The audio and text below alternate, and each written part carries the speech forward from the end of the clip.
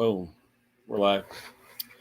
We missed yesterday. My sister got married, so it was on for about 13 seconds, and my wife said, "Get off." So no live yesterday. I wasn't on. Luke did it, so thanks to Luke. And I figured I'd go on today for a couple minutes. We'll see if anybody's here. Let me throw the link out there. Hold on. Okay,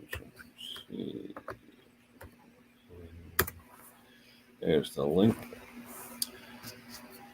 Oh, so anyway, big rainy day today. It was 100% humidity this morning. I was talking to Hank. It was 100%, really, really muggy. And about 1 o'clock, I think, or so, poured. We must have got 4 inches of rain in about an hour. It was ridiculous. Tons and tons of rain. It was crazy. So now everything's starting to dry up. It's humid. Supposed to have a decent week this week. Hey, there's Brucey. How you doing, buddy? And yeah, it's supposed to be a decent week. Middle of the week, supposed to cool down to the 70s, which would be great because it's just been all humidity. Everything's been total humidity. Jason's here. But yeah, so there's Luke by saying hello. But yeah, like I said, I missed yesterday because of my sister's wedding, which was actually pretty good. It was actually really good. Food was phenomenal. And yeah, so that was fun. Everybody's saying hello, hello, hello, John Rhodes. And I just figured I'd come on, see who's around. It's about 5:15 my time, 10:15 in the UK, 10:15 a.m. in Australia for our buddies over there.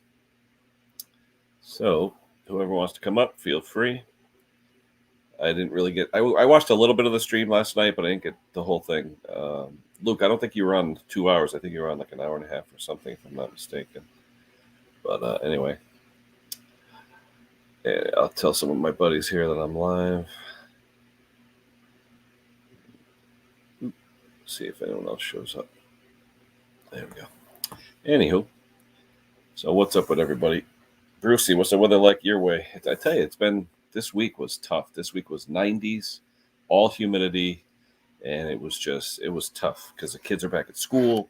They don't have AC in a lot of the schools. My wife and daughter they both work in the school system, so it was tough. Without AC, those kids were struggling a little bit. So hit the like if you get a chance. If you're not subscribed, do so. It doesn't cost anything. It helps out the channel. And we'll see who we can get. If anyone wants to come up and say hello. I don't know if I have any. What's it for today? Let me see.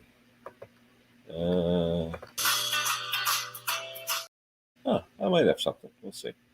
Just wanted Stella help me out with those countdowns and all that stuff. So maybe I can find a what's it to do something. Boats. Hey, Boats. How you doing? Haven't seen you in a while. Hope all is well. You and your camper, RV, whatever you want to call it. So, anywho. Yeah, so a lot of stuff working on. It was funny. I worked on a Viking Hydro 48-inch walk-behind mower. And, no camera, Luke. So there you go. Now I was working on a Viking walk-behind Hydro, and wild hair. That's all right, like Timmy. Now, but I used that spark checker, that yellow spark checker thing that me and Tom. The expensive one. The expensive, it's 60. If you can get it on sale, it's about $65. So I actually bought another one for one of my customers because he brought this Viking Hydro over, and it was a twin-cylinder FS491V Kawasaki, and those are prone to losing coils and cylinders and stuff like that. Usually the right-hand one. So he brings it off his truck. He starts it up. He goes, "This doesn't sound right. It's losing power." And I look at it, and you knew it wasn't right. So I pull off the right-hand spark plug wire, and it sounded the same. So I said, "Yeah, you don't have your coil's dead or your spark plug, something." Well, brand new spark plug. I said, "Well, the coil's dead." He goes, "How do you know?" So I plugged it back in and said, "There's no difference." Went inside, got that spark checker, put it on the left-hand one, and you could see green light and everything was cool. You put it on the right-hand one, it's flashing red, which means low spark, which is probably low, and so it wouldn't fire. But my buddy's like, "You can see that. You don't have to, worry about if it's bright and sunny, because it's really sunny out, And I said, "Yeah, that's what we love about it. It's got LED where you could see the bright light, whether you're in direct sunlight or not. And that's what Stella and me and Tom love about it, because it's just easy to see, and you don't have to worry about it clips on. You put your thing on, it clips, so you don't have to worry about unplugging the plug that in, plug this. It's just a handy tool, And so he's like, I want one. He whips out $100 bill. He goes, get me one. I'm like, okay. So sold. So I think I paid $70 with shipping. So I made $30 on the deal. I said, that's all right. But he said, he goes, all the equipment he has, he's a landscaper. And with all the equipment he has, it would be so convenient for him to just have one of those, one person operation. He could just start it and see. So he's going to be excited. Does that show up if your coil is intermittent? And yep. Oh yeah. It'll show up. Intermittent will show up with a flashing red light, meaning low on power or no power, but it'll flash red. There's like 6 different settings. You got no light whatsoever. You have red, blinking red, solid red. You have yellow, blinking yellow, and you have the same thing with green. And there's all different. They give you a card with it that tells you what things are. Oh, yeah. But this one here with blinking red, it means low, very low power. So it wasn't enough to fire. And you could tell, I mean, just listening to it, you could tell when it's only one cylinder. Yeah. And I said to him, he goes, how do you know it's that coil? I go, pull out the other one. So he pulls out the other one, it died. I said, yeah, see. I had that at work with their Husqvarna, but what happened to that? The plug cap had come off. So it was running lumpy. It was running really lumpy. Yeah. I had one. Thomas, hope you're feeling better, buddy. Oh, yeah, Jason Hughes. You're out of work. We haven't seen Thomas in a while. I tell you why I asked about that is because I had my Peugeot Speed Fight scooter out yesterday. That's a 50cc. Yeah. And I rode it to my unit, and that was fine. Mm-hmm. I forgot something, so I had to come home. And when I got home, it started backfiring, spluttering, banging. And last time it did that, I changed the spark plug. Well, it was better, but it seems to be when it gets hot, I think it's a spark issue. So I'm thinking the coil is probably playing up. So they're not very expensive. I'm just going to try that. Yeah. I don't think it's a carburetor issue. I just think when it gets hot, the coil gets hot, it's playing up. Mm-hmm. Yeah, those that don't know, I'll show you a picture. Hold on. Come on. I just had the damn thing. Where's Henry in the gang tonight? Yeah, Hank, maybe here. Bruce is busy for a bit, so perhaps he might. Yeah. Let's see. Yeah, here's a picture of it. Yeah. But you got the 3 lights there, the red, the yellow, and the green. And I tell you, what's nice is that little knob. Where's my finger? That knob in the middle, you just push it forward, and there's an L-shaped or U-shaped clip. And it just clips over the wire. It's just very convenient. Very, very convenient. So, yeah, Brucey, what is it? It's 3:22 there. Yeah, it's late here. It's 22 minutes past 10 here, Yeah. Well, I was doing work. I have to approve all my employees' labor, and a couple of them punched in either too late or too early, and it's a nightmare. I got to go into the system, reopen orders. Oh, it's a pain. I end up calling one of my lead men who's actually on vacation. He's in New Jersey. And I said, how do I do this? And he told me real quick. So it wasn't too bad. But otherwise, I'd have to call payroll and say, don't pay him the overtime because he really didn't work. It's a nightmare. It's just, Anywho, we got it fixed. So it wasn't too bad. But yeah, I like when you showed that little car thing. I was making. Where'd you find that? Was that just something you found? What was that? The thing you posted with the. Just something I found on Instagram, I think. Yeah. Yeah, the guy was trying to get it evaluated for insurance purposes or something. No, it was We Buy Any Car. Oh, yeah. Do you get them over there? We Buy Any Car. You must get schemes like that. Yeah. Oh, yeah. Yep. But I remember one time I used to collect anything related to like 57 Chevy, and they had a Barbie 57 Chevy car. And I think back in the 80s, I paid like $30 for these things. They're worth like over $100 now, And I still have. I never owe anything. Anytime I bought anything collectible, my father-in-law used to teach me, don't open the box. Just because that's where it keeps its money if it's in the box, doesn't it? And they said the boxes a lot of times are worth more than the toys. The original box. So I have so much stuff from when I just started collecting crap related to 57 Chevrolet, like model kits. I must have 40 model kits. Still sealed.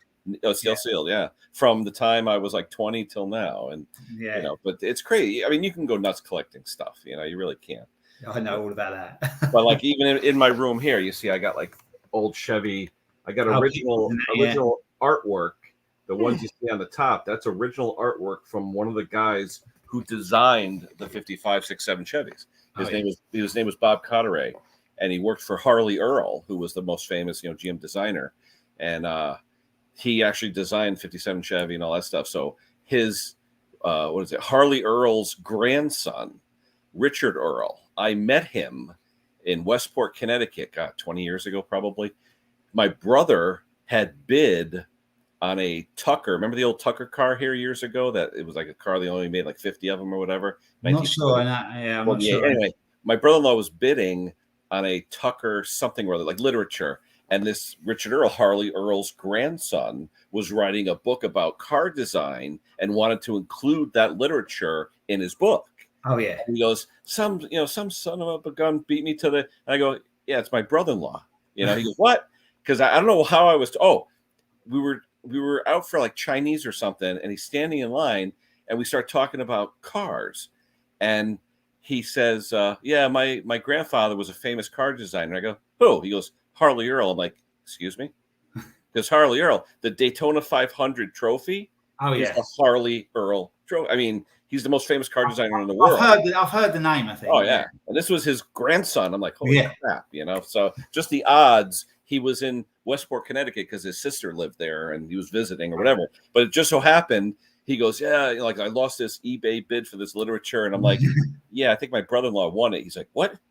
And we ended up mailing him the article, the promotional literature. He scanned it and used it in his book and then sent it back to my brother-in-law. But at the same time, he was friends with this artist, this original Harley Earl guy that worked for Harley Earl.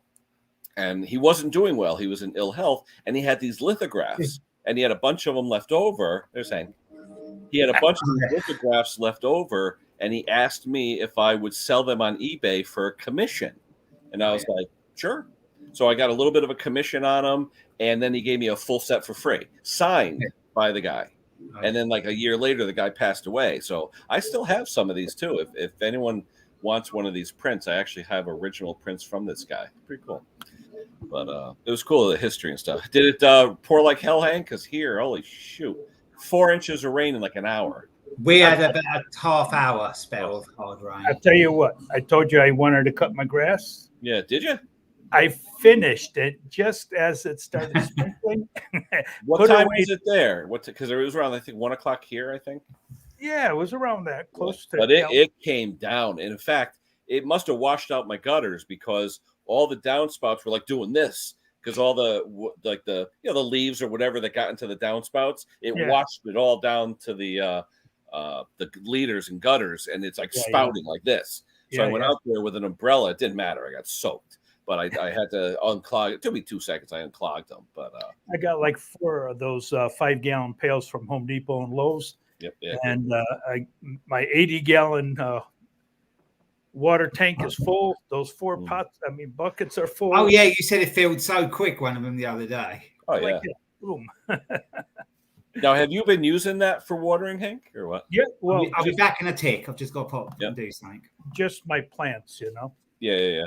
I'm thinking about doing that because I would whip out the hose every day, and it's like a pain in the butt, especially for like new grass and stuff where you got to really water it. Right. I took a picture of those mums I propagated. Oh, cool. See that? Oh, wow. Holy crap. That's only 10 of them there. Wow. I got to do that next year because, like I said, my mother forgot to buy me some new ones. I only got 2 this year that came back. So, yeah, you can plant those and they'll come back next year, Yeah. Oh. Yeah, definitely. But now, this year, you waited till they started coming up from the ground and then you just made cuttings? That's all it was? Yeah, in early spring. Yeah. Once they start growing, they get about 4 inches high. Yeah. Then I cut them, strip off a couple leaves off the bottom, and then dip them in roots. Hormone. Yeah, and then into the Miracle Grow. Yeah, cool. And keep them watered every day. Yeah, I gotta do that. Put them on something black so when the sun is out, it heats up that black tarp, and it starts the heating process in the soil. Yeah. Huh. Cool. Yeah, definitely got to do that because they get so much money for these stupid mugs. I go to Stop and Shop and it was like $10 for like your size, like $10 each. Yeah. It's like holy crap. So I seen them a little bigger than that for $14 at BJ's. Yeah. Yep. Crazy. Yeah. I don't know. Yeah, a guy was supposed to pick up this X-Mark Viking, and he calls me up a half hour before he's supposed to come. He goes, well, can I get it tomorrow? Well, first he said, can you deliver it? I'm like, no. I said, I'm too busy today. And then he said, well, I'll stop tomorrow after work. I'm like, whatever. Yeah. But I cut my grass with it, so I don't care.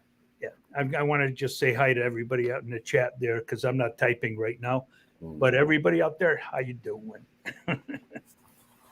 I tell you one thing, though, using a 48 walk behind, that my lawn, I could do that in like 10 minutes. Nice, huh? But I can't go fast as speed, though. I mean, you got to be, you're like running when you're on like a 6 speed. It's really fast. The only thing I don't like about this hydro, if you're holding on, it's got all these safeties, when you're holding on, the grips go like this. They go in like a V. Yeah, yeah. And if you hold and you push with your, like a grip, if you grip it, you're in reverse. So it's like a fixed speed reverse because it's hydro. If you let go and you're in neutral, it won't go anywhere. But if you push the lever forward from neutral to 1, 2, 3, 4, 5 like that, it just lurches on you. It doesn't, you can't just use the handle to do it. I don't know if the guy taped up the safeties or what he did, but it's like it gets away from you if you hit the lever, Did you get it safely on his truck? He never came. He's coming tomorrow. Yeah, that's why he called me. He was going to come after I saw you, or this morning after breakfast.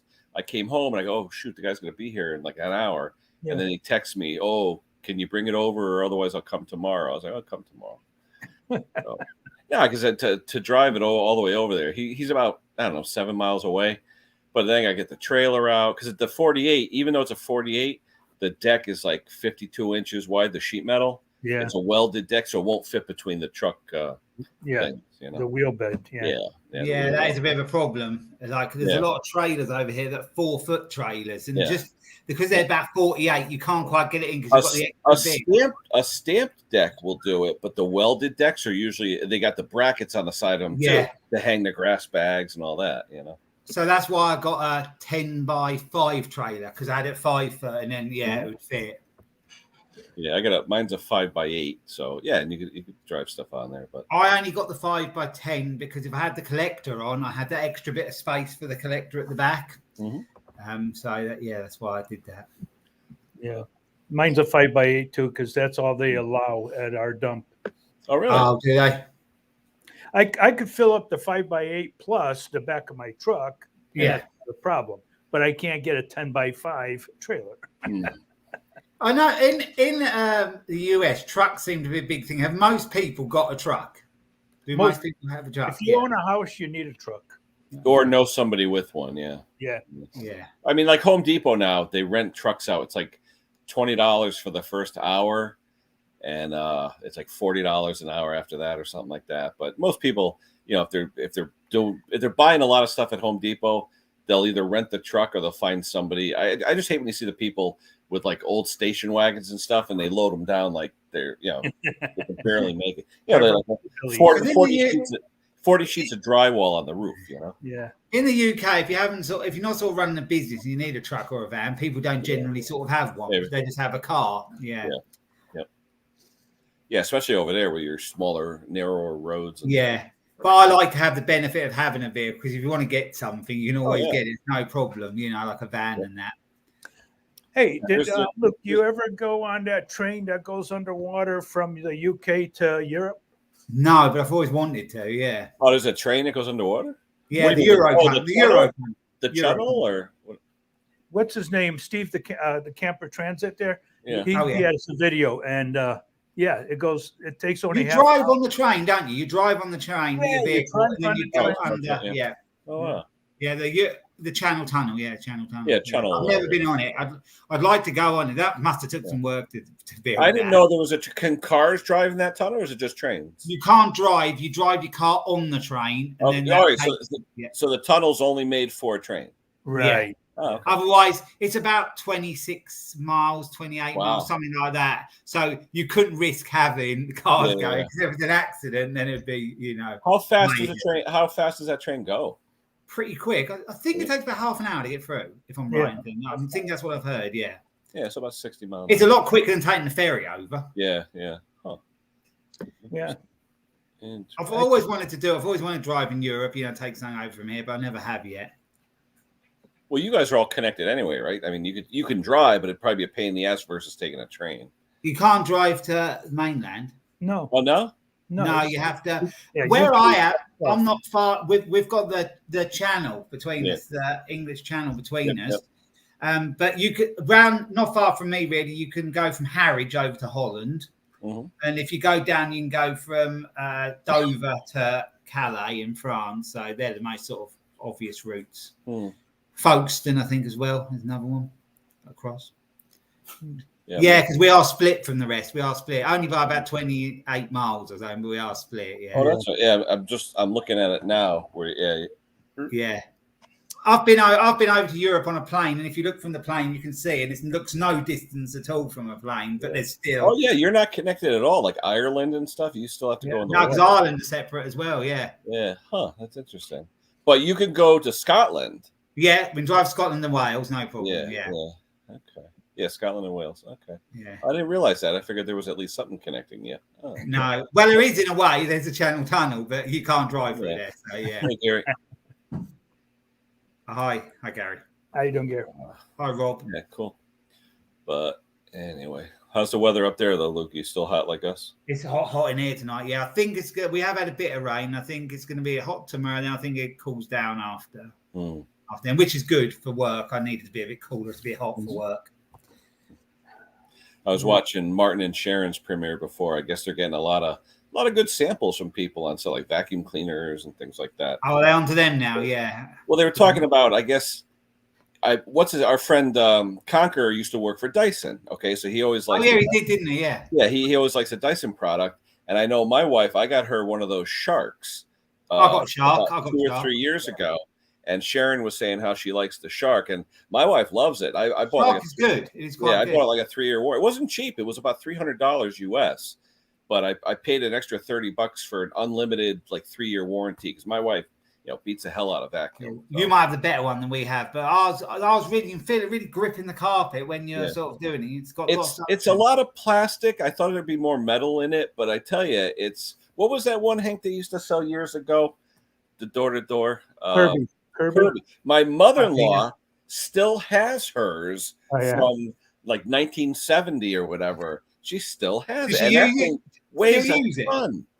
Does she still use it?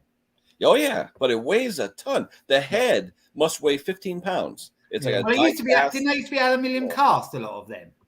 Yeah. What's that? Didn't they used to be aluminium cast? Oh yeah, it's real metal. It really, and it has a huge cloth bag. Yeah, that now you put the paper inserts into it. Yeah, years ago, you have to all that, didn't it? Yeah. My ex-wife bought one of those brand new once, and it works so good. But the problem is all the stuff that was coming out of the carpet, the gnats and everything, going up her nose. She was getting all this red nose, red face, and everything. So she had to get rid of it. Or get a mask. I like it because the one that we bought was like a pet version. It had special brushes and non-clog features, so the pet hair wouldn't get clogged in it. Because our cat, forget it, the hairballs. Oh my gosh! I like the Henry Hoover over there in the UK. Oh, Henry's a good, because you're named after it. But no matter what brand, though, you say Hoover. Like when Sharon was talking today, she said, "Oh, I prefer the Shark Hoover, versus the Dyson Hoover." And I'm like, so you don't say vacuum, you say Hoover. Well, Hoover were the company that made them. It was. Oh, it's still there. In fact, I'll tell you what, a lot of people use the word Hoover rather than vacuum over here. Yeah, they do. I mean, you shouldn't really, because Hoover was the make, wasn't it? Yeah. But Wayne, how you doing, Wayne? Hi again, Mike. Luke, Kenny, the wife let you come on today. Oh, no, she's not home. Busy now. No, but yesterday, I said I was at it's funny because we were at the wedding yesterday, and it was a great wedding, by the way. And I met a guy, his name's Frank. He's born in the Bronx, and he's my sister's partner's, how you have stepbrothers that aren't really your brother, but they're like cousins or whatever. But you treat them like a brother. Anyway, he was a sheriff, retired sheriff in Stafford County, Virginia. So I texted Clem, and we're comparing sheriff notes and things like that. But now he's a firearms instructor, And we sat next to each other. There wasn't many people at this wedding, probably 25 people, but we got along great. He's about, oh God, how old is he? 77, I think he is.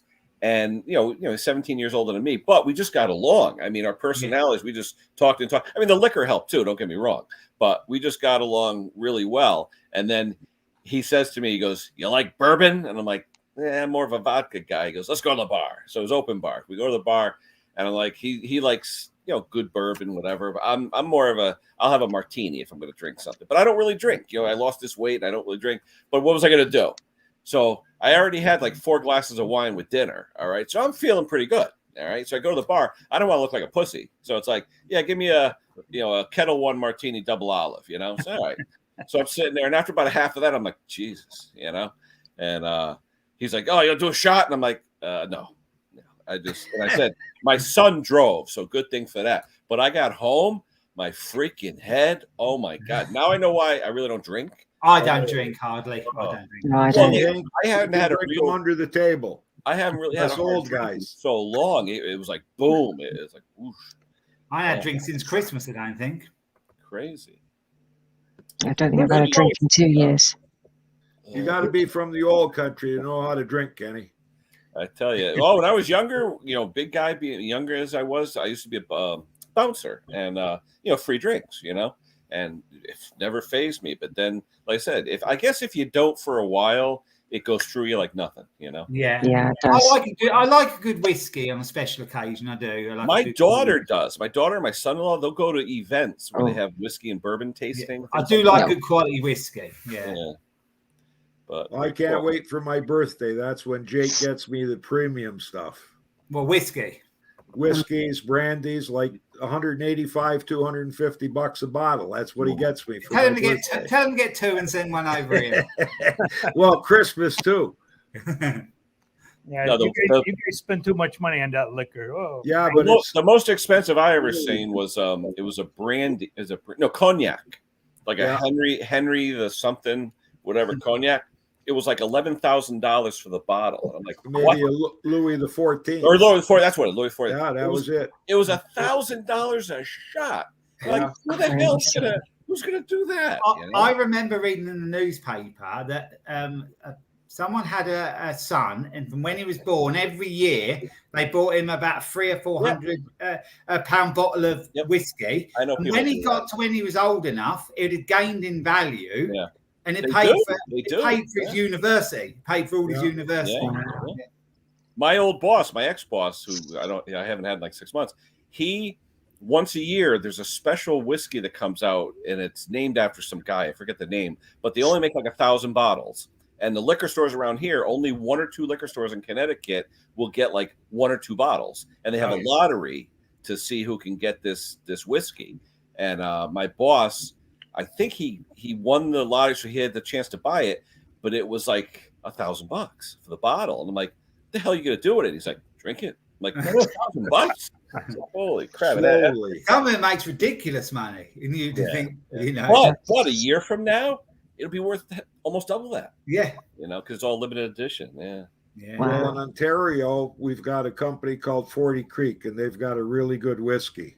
Mm-hmm. And I don't know if you guys got that in the States, but every year they do a special blend where you can sign up with 40 Creek to be one of 4 people picked that they take you down to one of their distilleries, and you get a week spent with them, and you design your own whiskey with all the flavors. Really good stuff. Wow. But it's a premium that they have a limited supply on. It even comes in a bottle with a serial number on it. Yeah. Wow. That's crazy. Yeah, big business. It's big business. Yeah. Not quite on the same level. There's a drink over here they stopped making called Lilt, and I've got a can of it, and I've left it on top of the cupboard. I'm going to leave it there. What is it, though? What is it, Simone? It's a tropical mixing. Tropical mix drink. Yeah. It's a soda, basically. Yeah. But when you see like YouTubers buying a can of Pepsi, which is like 30 years old, and they drink it, and they spent $1,000 on one can. Yeah, Lil. That's it. I didn't know they stopped making Lil. Yeah, they stopped making it. I did that. Yeah, I remember. As I was growing up, it was always available, weren't it? Yeah. Well, you're similar age to me, almost exactly the same age. Yeah, it's one of my favorites. It was one of my favorites. On the bottom of the ocean, there's all kind of bottles of stuff that we got to go down there and get her, Hank. You can almost walk across. You got to get your snorkeling gear. Just don't go too deep. Yeah.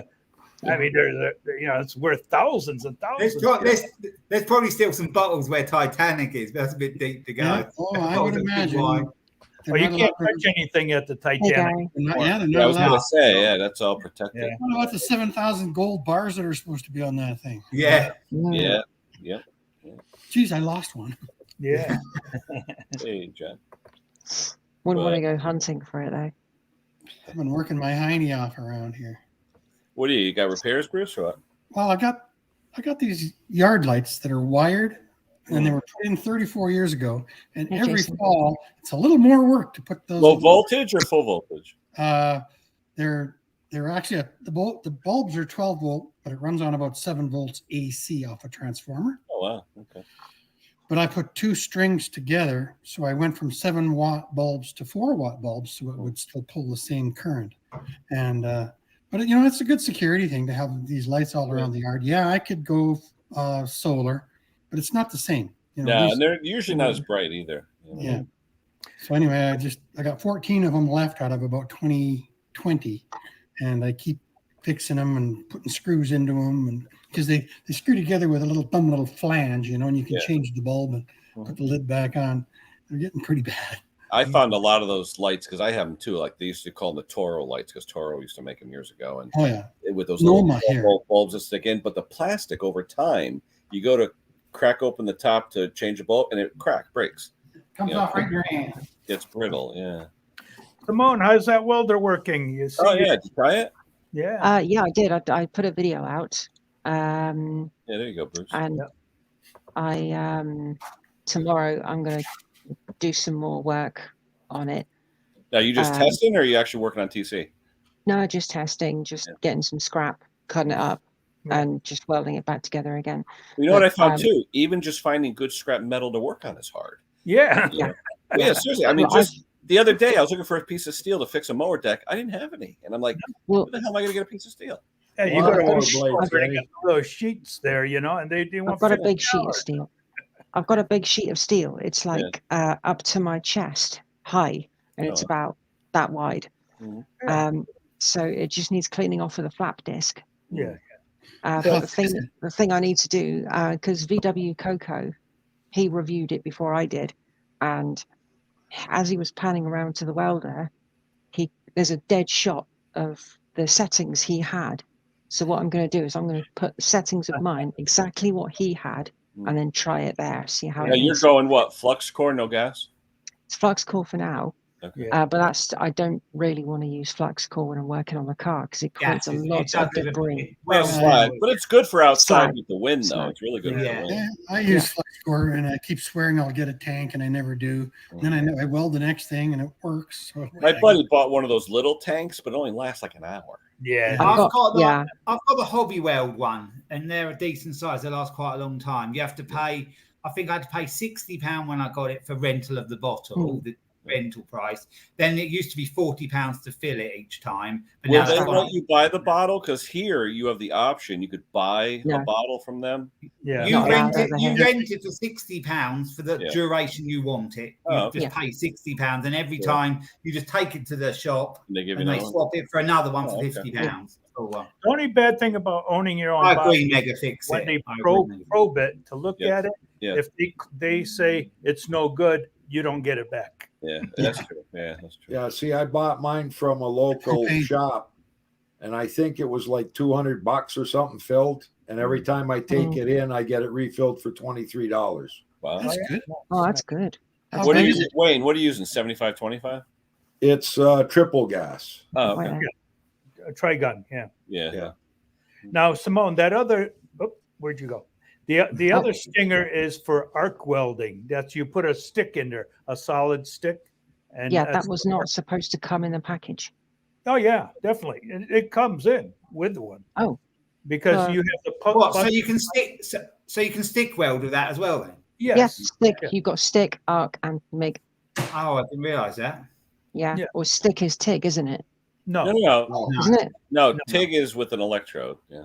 Oh, that's the stick then. Tungsten Well, wire, arc and stick. Arc and TIG stick and are the arc. same, yeah. Stick, you get a lot of slag on it, don't you? You have to bash it off afterwards. With stick, Yeah. don't you? And there's two kinds of stick. There's two kinds of stick or more. I've never tried stick welding. I've got No, AC. no. I've got AC on mine, which is just basically a transformer.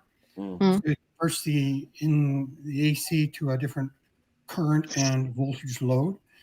And a lot of guys hate it, but I've learned how to use it, and it's.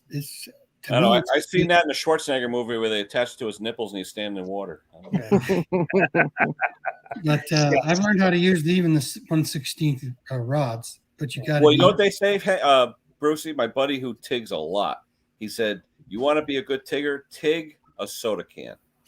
Oh, Right. Yeah. Cut it in I'd half. like to try TIG. I'd like to try TIG.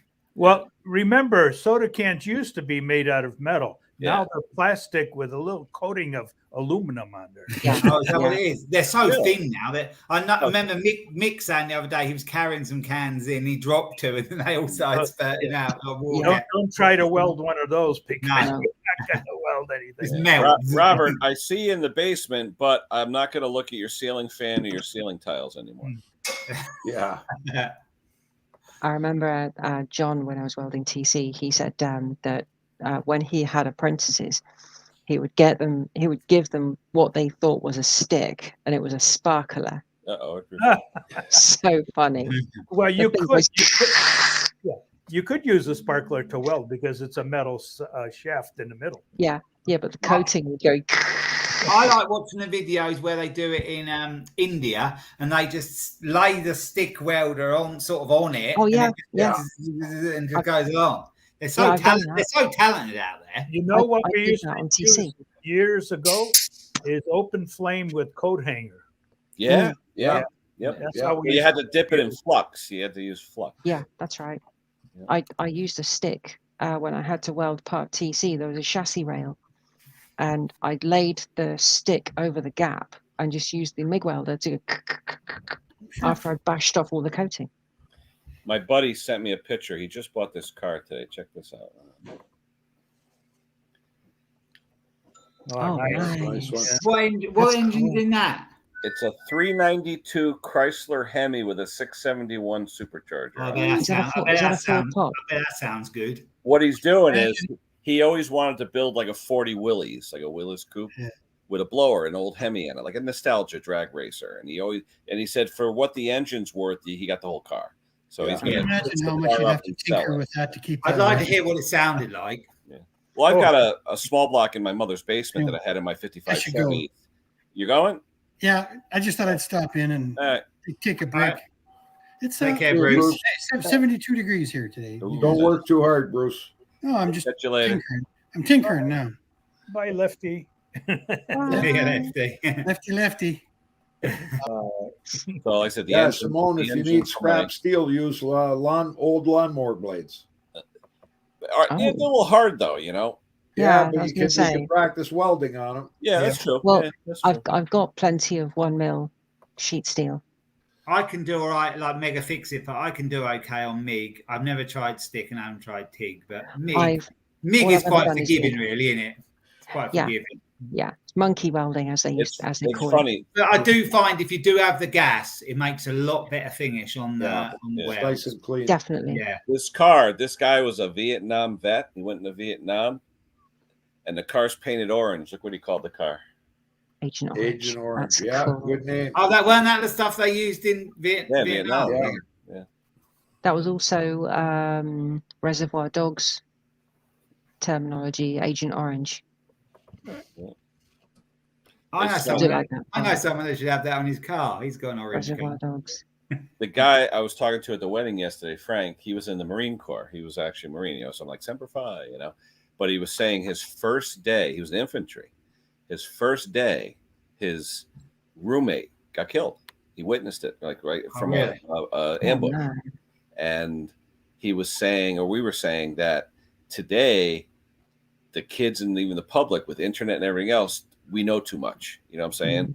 Years ago, the kids, the young men would go to war They didn't know anything about it, really. I suppose you didn't know what you were going to get. And I mean, nowadays, even like the kids going to Iraq, stuff like that, they know what they may encounter and stuff like that. So I'm sure it's a lot different psychologically, with these people joining up versus years ago. Hey, our country, I'm fighting, and all of a sudden, boom, Because wasn't Agent Orange like a weed killer? Wasn't that like a weed? Yeah, killer? It decimated the vegetation. Yeah. And the Wow. jungle. Yeah, Well, it gave you cancer and you died. I remember never knew watching a that. program about that.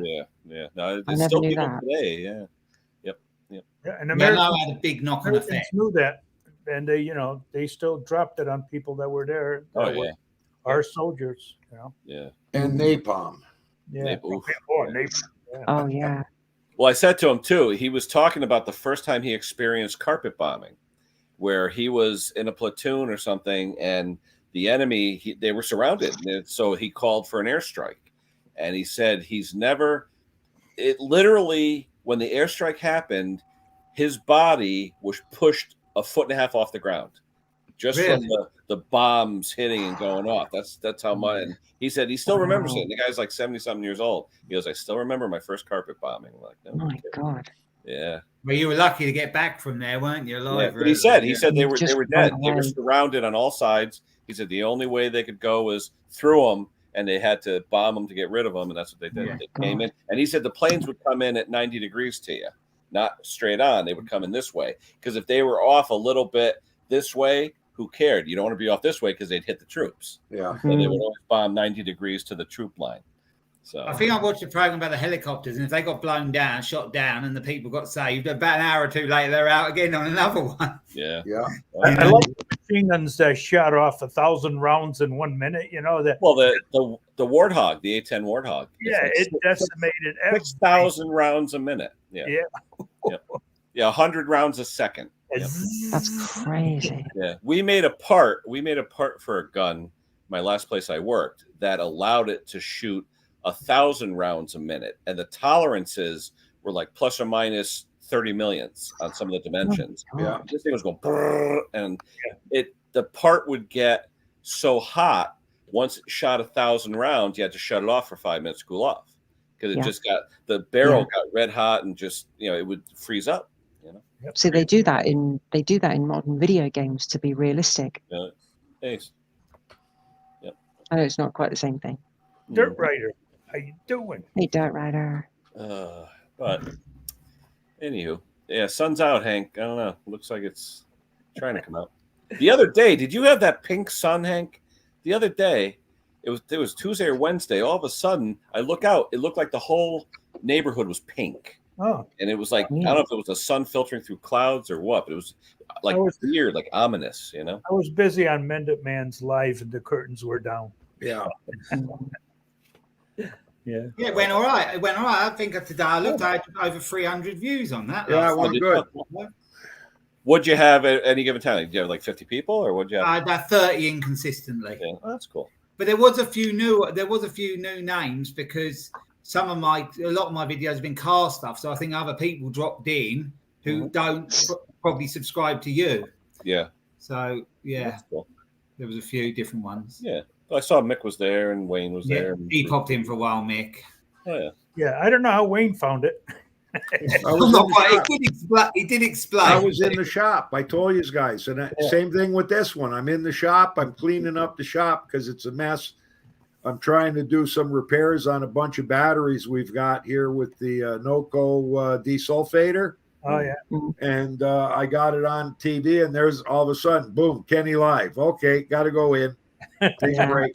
Yeah. He told us on the other group thing, so I knew he was coming. I was at my dad's. I got home and got home in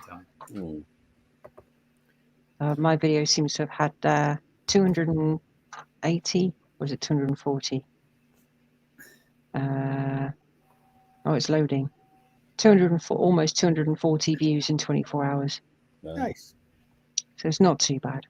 I think 1 week Henry's going to have to do the live. He's a seasoned pro at it now, being on him. He's got to host one day.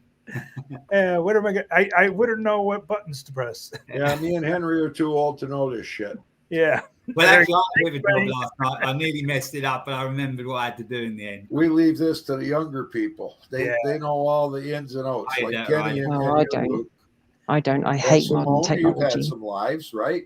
Yeah, I've had a few. Yeah. I took off my paid subscription to StreamYard because I was paying $20 a month, $240 a year, and I look back, it was like I was averaging about $8-9 a stream for what I was doing. I'm like, screw this. So I got rid of it, but it's still good till sometime in October. But I'm wondering, because usually if you don't pay, you only get the 6 people. All right. Now I've got the 10 people up until October, but Conker told me he called and like bitched a little bit, and they gave him the 10 people. It's just that they'll put the word StreamYard in the upper right, you know? Oh, yeah. But at least you get the 10 people. So I wonder if they're going to do that, you know? Well, somebody's got to flick the switch and, so they'll go to Kenny's live, account and say, he's not paying anymore. They take you off the account, but they don't hit the switch. But yeah, Conker just complained and, because he was paying, he says, I can't afford this crap because we was doing it every week. But yeah, they gave it to him, so that was cool. Imagine if you had to pay for everything that we looking at and done. Well, they want you to, right? They're talking. Congress is talking about another way to make money, right? Tax internet. That's crazy. Yeah. Well, look at like when we do the WhatsApp. You know what I'm saying? Where it's all around the world. I'm talking to Australia for God's sake about carburetors, and it's not costing me anything. So it's a brilliant thing. Yeah, who would have thought about years and years ago? Oh, I could talk around the world and it won't cost you a dime. If you wanted to phone someone, you had to pay an absolute fortune to speak to them for a couple of minutes. When my brother went to college, he went to Indiana, Purdue University, and I'll never forget. It was 1980, and it was so expensive to have a call. My mother wanted to make sure that he was there, so he would answer the phone or collect call. My mother would say, "Oh, collect call for Jeb." Blah blah blah. Oh no, he's not here yet, and he should be back in about a half hour. Click. So that way she knew he was there, so she could call him back. It was her way of knowing whether he if he was going out or something. To tell if he got home safely. She'd make a collect call. Oh no, he's not there. She'd hear his voice, and that was it. So it didn't cost anything. Well, back in the 90s, if you wanted to just phone another part of the country in the UK, it used to cost quite a lot. But now, you just pay your mobile subscription or whatever. Yeah. And you can just phone anybody. Yeah. Now, do you guys still have phone booths? Yes. There might be an odd few around, but most of them have got defibrillators in them now. Or, a lot of them do. Yeah, a lot of them do. There's nothing here now. They used to have the ones on the pole with the little enclosure, so you drive your car. Oh, the drug dealers would drive your car next to it and make your deals. Or what was that film? Yeah, there was a film with Colin. Was it Colin Farrell? Colin Farrell. Yeah, and Kiefer Sutherland's son, and Kiefer Sutherland. He was in it as well. And Phone Booth. Yeah. Phone Booth. Great film. That was quite a good film. Yeah. Yeah, Mom used to have to call the operator for the overseas operator. They would call somebody, in Europe, and then you had to wait until the operator came back, and you had to sit there and wait on your phone, and then they'd call you and say, "Okay, connect to," and it cost you a phenomenal amount. Oh yeah. My mother would get like a $50 phone bill, and I'm going back 40 years ago. That was a lot of money for a phone. Well, like Ken said, on WhatsApp, you can just press the button, contact Tom, and speak to him in Australia. It doesn't cost you anything. I remember trying to make I met a friend in the States, and we were writing to each other, and then we managed to figure out how to call each other. And at that point, I'd got a landline. This is before mobile phones. And we spoke for about an hour. It came back as like over 100 quid. Not surprised.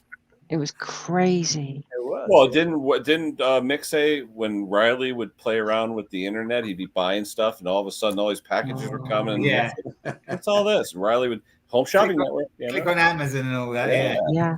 That happened when tablets first came out. People would give their kids a tablet to play with. All of a sudden, they got loads of stuff coming through the post. Yeah. What happened with on the cell phone? My son, they would send an email, and it's like, if you want us to do this, don't respond or something like that. It's like, what? And all of a sudden I look, and I'm talking like 50 cents a month, right? Which you wouldn't notice on your phone bill, right? So one day I went through the phone bill, and I said, it does look a little large. There were like 7 charges of anywhere from 10 to 50 cents that I'd been paying for years. Yeah. And I said to the phone company, what the hell is this? Oh, yeah, those are scams. I go, well, get rid of them. And I said, what the hell? And they said, so many people don't realize it because it's a 10-cent charge. Look at your phone bill. Now, you're paying ridiculous taxes and all that. Don't get me wrong. But if you see some weird Joe Blow business or something for 50 cents every month, I'm telling you, it adds up. It does. Now, I was just watching a video that Jordan Peterson put out. He's, you guys haven't heard of him, right? Well, George Peterson, remember Ferris Bueller's Day Off. No, Jordan Peterson.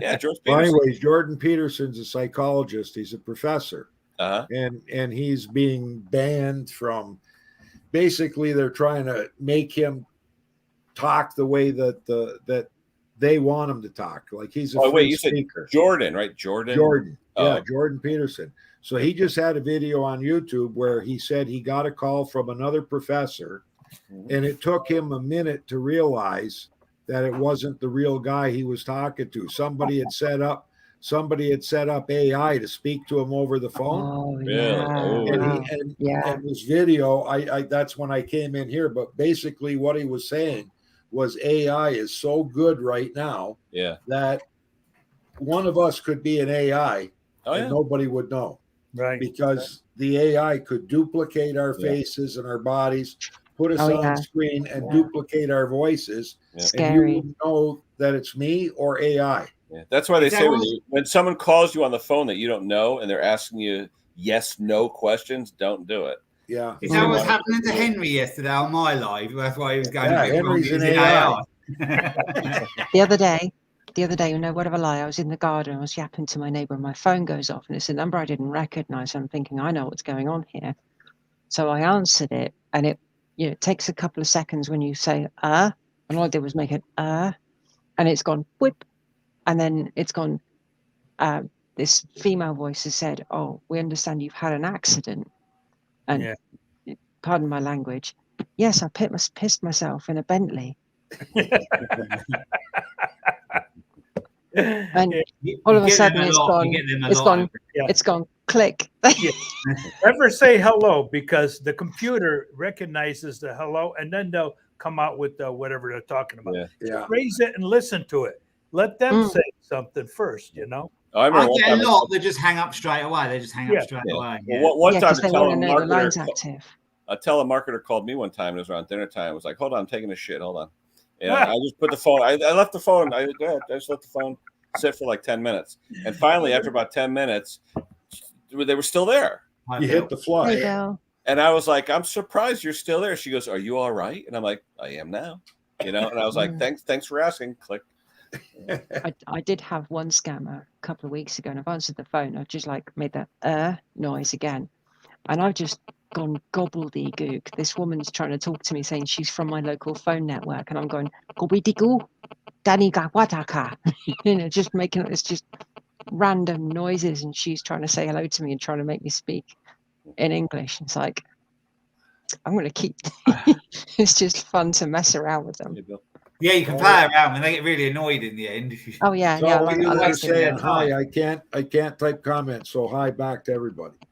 I can't actually. It says join the chat and wants me to sign in for something. So it says I can go private chat, which I don't think they can see. No, they can't. But comment, it says I've got to join the chat and then I've got to sign in to Simone, there's something buzzing on you. Oh, I just muted her. There's something going. Yeah, I heard. Yeah, stop now. It was sounds like phone interference. Yeah. I just unplugged and plugged in the earphone jack. Okay. Yeah, because it was like ding ding ding ding ding. Oh, it's really annoying. I think I need a new headset, really. Now, what do you got? The microphone built into it and all? No, it's plugged in. I got it's basically a gaming headset. Yeah. Okay. That's what my son's doing. That's all he does is game. These were given to me, so I'm just using them I use them for listening to music and all sorts. So, Kenny, you got some new names up here I haven't seen. Who's that? Well, Boats he used to be with us, and then he went on a hiatus. Is that the guy that was called him? Everybody called him Boats. Yeah. No, he was on the USS Iowa, but then he bought a camper or something, and then something happened to it, and he got another one, but we haven't seen him in a while. I watched a video of him falling off a chair. Yeah, probably. Right? That's him. That's Boats. It's been a while. Boats, I know he had a you're camera. famous in Canada. Yeah. Wasn't that Tom? He fell off a chair.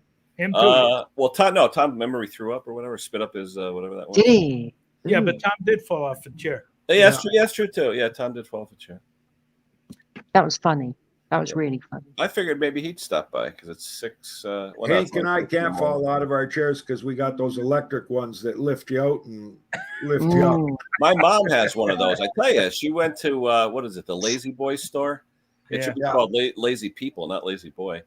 But no, she got it because it's hard for my mom to get up. I guess when she's in her 80s, whatever. But yeah, she has a button. She's got internet, Wi-Fi, USB. It's a freaking chair. Vibrator. No, that mine, Hank. But my buddy bought a couch at one of these. Was it Bob's Discount they have around here? These Bob's stores. It's got a electric cooler in the armrest. Oh. So you put your drink in there and you close the armrest. You open up and the drink's cool. I was like, nice. Yeah.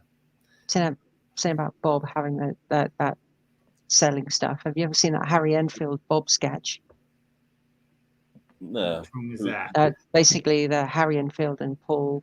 Harry and Paul. They basically do a parody of American car salespeople, and they're both called Bob. Mm-hmm.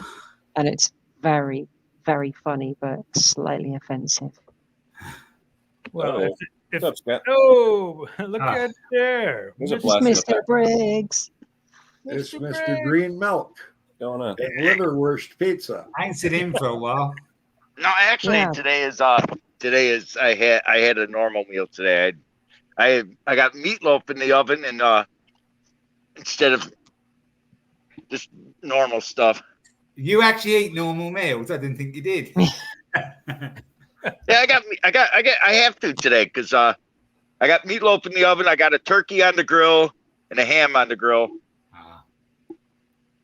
What's the weather like up there? Is it getting rain like us or what? Oh yeah, it's raining like hell. I got a tent out back with about 3 kegs of beer waiting. What are you having? A party? Yeah. Ah, nice. Today's my 55th birthday. Oh, happy birthday! Happy birthday! Happy birthday! Happy birthday! Happy birthday! I wouldn't want. Thank you. You wouldn't want to be around this neighborhood anyways in about an hour. Yeah. I remember 55. Good year. I'm a while. 55 ain't that long ago, Ken. You XO, you're 70. 5 years. 5 years. Well, I'll tell you, Mr. 55 to 70 goes like that. Yeah. Oh well, no. 40 to 55 goes like that. I tell you. Yeah. I was just gonna say, it don't seem that long ago. I was 40. Homemade lasagna. Ooh, that sounds good. Yeah, I'm knocking on the door of 48. Archie's Garage. How you doing? I'm here. My next door neighbor said, "No way, you're 48. You've got to be in your 30s." He's like, "Thank you." Well, like with me, when I tell them I'm 60, they're like, "Get out." I was like, "Come on up, Archie." See, Hank's yearbook's like my father's year from the 50s. That's when he, Dirt rider. Jake knows who I am. I'm the guy that helps him out all the time. Someone was telling me in November when I turned 60 that was it Wednesdays, Hank, Target, and all these stores had you 10% off. Yeah, for Seniors Day. Are you actually 60? Are you actually 60 yet, Ken? Or are you 60? I'll be. It's November 3rd when you guys are at Saltex. My brother's is November the 4th. His birthday. Yeah. It's usually the day before or after the election. Always. Oh yeah. That's how. Archie, with all your knowledge on cameras and everything, it'd take you. I was going to say Archie's got a full studio or whatever he's talking about. Yeah, he's got cameras in every corner of the shop. Yeah, he's making an excuse. Every time Archie goes on, I expect to hear that. I know. He's got that boom mic and everything, like a TV host. Oh yeah, he's got 3 screens and he's all set up. I just keep it simple, just a laptop. I tell my daughter, come and clean out your room. You've been away from home now for how many years? I'd love to have it like a YouTube room. I'd hook up a nice, studio microphone. Yeah, it would be nice, like a man cave sort of studio. Well, no, it's actually like a shrine to my daughter, but it's my son's friend's hotel room. Like last night, my son's birthday was Friday, and they went to there's a place here called Toad's Place, which is like a rock bands and stuff like that perform there. And they went there, and he drove down from Massachusetts to say happy birthday to my kid.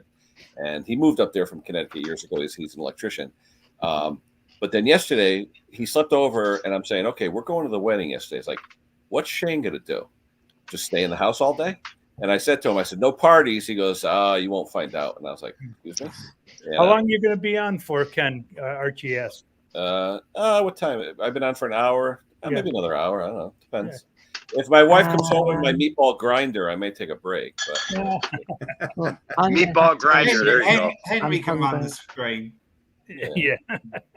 But I'll give away anything you got. Yeah. Did anybody watch? Did anybody watch Terrell's thing today with that old Garden Way thing? But he was asking everyone what MTD stood for. Some good responses. Yeah. I always say made to destruct. Now, do you think at the end, did he repaint that thing? No, he said he like just pressure washed it, but I could have swore there was only like half a decal. And then it was like brand I thought he repainted it because I thought I saw a couple of spots that were rusty. And then all of a sudden there's nothing. It's like mint, eh? Yeah. But I tell you one thing though, the powder coat and the paint that Garden Way, the old Troyville Garden Way used was good quality stuff. I have friends of mine with old Troy-built Garden Way, Troy-built snow blowers from years ago. They're all in like mint condition. If you keep them in a garage or something, they're just very thick metal and good powder coating. Yeah, not like John Deere, right? There's not a deck I haven't seen that's not peeling off. I don't think I've ever had a John Deere deck not peel. Ian Matthews just put out a video. Why would they do that? They know it's no good. You throw some primer on it or something. And properly paint it. Yeah. Why would you, a beautiful machine like that, let it do that? I don't understand. And it just all peels off. Ian Matthews is on, so check him out later.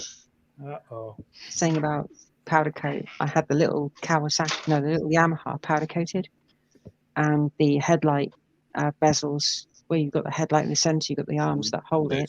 Shrinking. It's all peeling. Oh, really? Yeah. What was that? What was that before? Was it chrome before or something? Or I think it could have been. How are you coming along with that, Simone? What do you got to go on that? I put in the air tube from the airbox to the carburetor. I've put the coil back in. I need to get a spark plug. I know you had bought some hard to find parts for that. Yeah. I've got to get some oil and fuel mixture down its throat and give it a kickstart, see if it barks off. Yeah. Now, are you going to insure that, and also you could drive it, or what? If I can get it complete, because I need chain and sprockets, I need tires, I need. But let me ask you, since you guys keep the plate registration for the life of it, you still have to, you still have to pay reg every year, right, or no? Well, no, if it's tax exempt, it might be tax and MOT exempt. Yeah. You don't have to pay anything for the registration, not for the duration. No. Yeah. See, here they're like Nazis with registration. Even if you have it sitting in your yard, they want you to have it currently tagged and insured. Yeah. The only time you need to pay for the registration is when you break one or you need to replace it. Or you lose documentation and you have to send for it. Yeah, it's £25 to replace that. I had my plate remade because when Keith owned it, the original plate had been made up with a piece of yellow plastic and black tape. This is a new one. Now, that's tax exempt, isn't it? That's tax exempt, that is. Yes. Do you guys do vanity plates like we do here? We're not allowed. It's got to be static. It's got to look right. Yeah, you can't. Really? You can't put like pinky or something as a plate. You get fine if you get single. Really? If it's not properly like how Simone's is. Yeah. If someone tries to put a bolt in put a bolt in the 6 to try and make the 6 look like an 8 to spell something. Yeah. They can do you for that. Yeah. Now, and if Simone, you've got what now that tells you the year and everything? Yeah, that's a 1982, is it? 1982. That tells you the year. Okay. That one there. That's 1983. 83, 82 is straight. 83 is on fire. These up here, I think, is the area of where the bike was sold. So where the place. Really? I mean, somebody will know exactly where this bike. Yeah, I don't know history. Huh. And these numbers here, I think they're just like as it comes off the production line. Because, like you said, yours it stays for life, right? Basically. Yeah, that's the plate that was on it when it was new in 1983. Yeah. Delaware does that too. The registration stays with the car. Really? All Simone will have to do if she gets that on the road is pay for a little bit of insurance, and she can just ride it. Yeah. Now, what was the significance of yellow? Yellow means classic, or what? This goes on the rear, and it's reflective. Oh, okay. And if it's on a car, you'd have a white one on the front. Oh, okay. Yeah, now, do you have to have front and rear by law? No, not on a motorbike. Not on a motorbike. Okay. But I think we're the only country that has yellow rear plates and white front. Really? Possibly. There are some countries that have yellow on the front. Interesting. Back in the day on the motorbikes, they used to have a circular number plate on the front mudguard. Yeah. But the problem is, if people went over the handlebars, cut straight through their head. And if you run into anybody, they don't do that here. Because that's why before they had crash helmets, if someone went over, it was like a knife basically. On the mudguard. Wow. And if you ran into anybody as well, you could cut them quite badly. Yeah. Those are the ones that went like this or on the front of the fender. Yeah, they curved round. They curved round the top. Yeah. I think Alberta's plates used to be bright yellow. I'd have to. Too bad Bruce isn't here. I don't know if they are anymore. Wayne, were we talking yesterday about e-bikes? Yeah, China. Well, they were talking about it really, on the news today a lot because so many of them are around now. Yeah, they're going to tag them all and all that. They're getting onto that now, are they? Oh yeah. I saw some kids today. I was coming back from doing my food deliveries, and there was kids on the road doing wheelies on these electric bikes. Yep. Jump off if they start smoking. Yeah, you know what? I've ridden bikes now. I got my license for my motorcycle in '87, so I've been riding almost 40 years. But what really kills me when the bikers lane split and go in between the cars, I can't. I mean, I don't know. To me, it's stupid. Yeah, I don't like doing it. I never have. They call that filtering. Filtering, yeah. Oh, yeah, they really encourage lane splitting when there's enough room between the lane. They go in between. Oh my gosh. Anybody see Projects Farms video on the Milwaukee batteries and the aftermarket ones? Not yet. Good video. You got to watch it. What was the verdict? Aftermarket. Well, the Milwaukee will last twice as long as, I forget, Lake something is one of the aftermarket ones. And he said for $22 he would buy that aftermarket one. Huh. The other ones, don't buy them. So it's a really good video, but it shows you how much less quality you've got in the aftermarket ones, and the batteries aren't as big. And there you go. Is that Alberta? Or that's you in the States? Alberta, but they said the one for 78 to 84 was yellow. Yeah, it was yellow. I remember they used to be yellow. I like the fact that you have plates in different colors.